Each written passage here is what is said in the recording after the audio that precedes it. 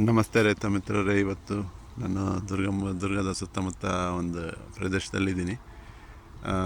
ಇದೊಂದು 3-4 ವರ್ಷ ತುಂಬಿರೋಂಥ ಒಂದು ತೋಟ ಆಗಿದೆ.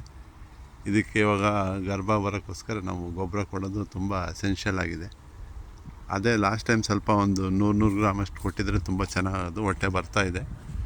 ಅದೇ ಹುಸಿ ಹೋಗಿ ಸರಿ ಸ್ವಲ್ಪ ಬೆಳೆ ಆಗಿದೆ. ಮುಂದಿನ ಸರಿ ನಾವು ಒಳ್ಳೆಯ ಒಂದು ಬೆಳೆ ನೋಡ್ಬೋದು.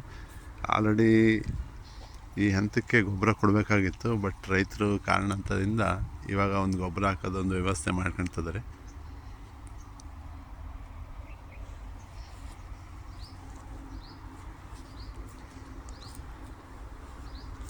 ಇವಾಗ ಈ ಹಂತದಲ್ಲಿ ನಾವು ಕೊಡಬೇಕಾದ್ರದ್ದು ಏನಪ್ಪ ಅಂತಂತಂದರೆ, ಮುಂದೆ ಏನು ನಮಗೆ ಇವಾಗ ಹೊಂಬಾಳೆ ಆಲ್ರೆಡಿ ಸ್ವಲ್ಪ ಬರ್ತಾಯಿದೆ, ಬೇರೆ ಹೊಟ್ಟೆ ಕೂಡ ಇದೆ. ಇನ್ನೂ ಒಂಚೂರು ಸ್ವಲ್ಪ ಒಳ್ಳೆ ಡೆವಲಪ್ ಆಗಿ ಮುಂದಿನ ಸರಿಗೆ ನಮಗೆ ಒಂದು ಒಳ್ಳೆ ಬೆಳೆ ನೋಡ್ಬೋದು. ಇಲ್ಲಿ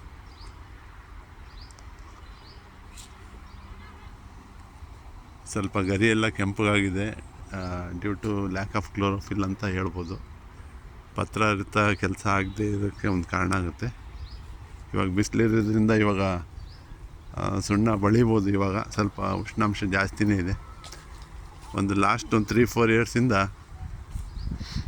ನವಂಬರ್-ಡಿಸೆಂಬರಲ್ಲಿ ಅತಿ ಹೆಚ್ಚು ಬಿಸಿಲು ಮತ್ತು ಕವಳ ಅಥವಾ ಸೂಡ್ರು ಅಂತಾರಲ್ಲ, ಆ ಟೈಪ್ ಅದು ಬೀಳ್ತಾಯಿದೆ. ವೆದರ್ ಕಂಡೀಷನ್ ಸ್ವಲ್ಪ ಕೋಲ್ಡ್ ಇರುತ್ತೆ ಈವ್ನಿಂಗಲ್ಲಿ. ಇದ್ರೊಳಗೆ ಸ್ವಲ್ಪ ಪೊಟ್ಯಾಶ್ ಕೊರತೆನೂ ಕೂಡ ಕಾಣ್ತಾ ಇದೆ ನಮಗೆ.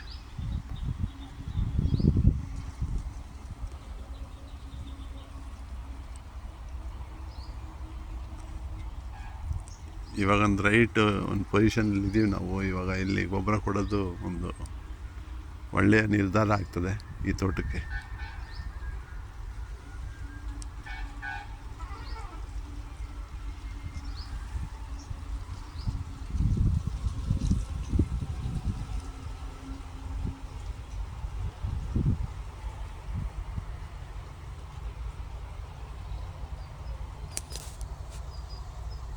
ಈ ಟೈಪ್ ಅಪ್ರೈಟಾಗಿ ನಮಗೆ ಹಿಂಗಾರು ಬರಬೇಕು.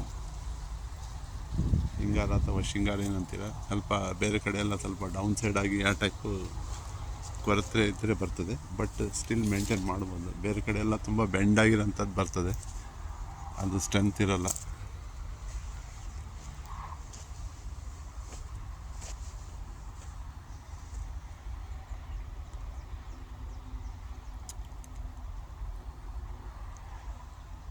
ಈ ಟೈಪು ಗರಿ ಸ್ವಲ್ಪ ಜೋತ್ ಬಿಡಬಾರ್ದು, ಅದು ಈ ಟೈಪಾಗಿ ಸ್ಟಿಫ್ನೆಸ್ಸಲ್ಲಿರಬೇಕು.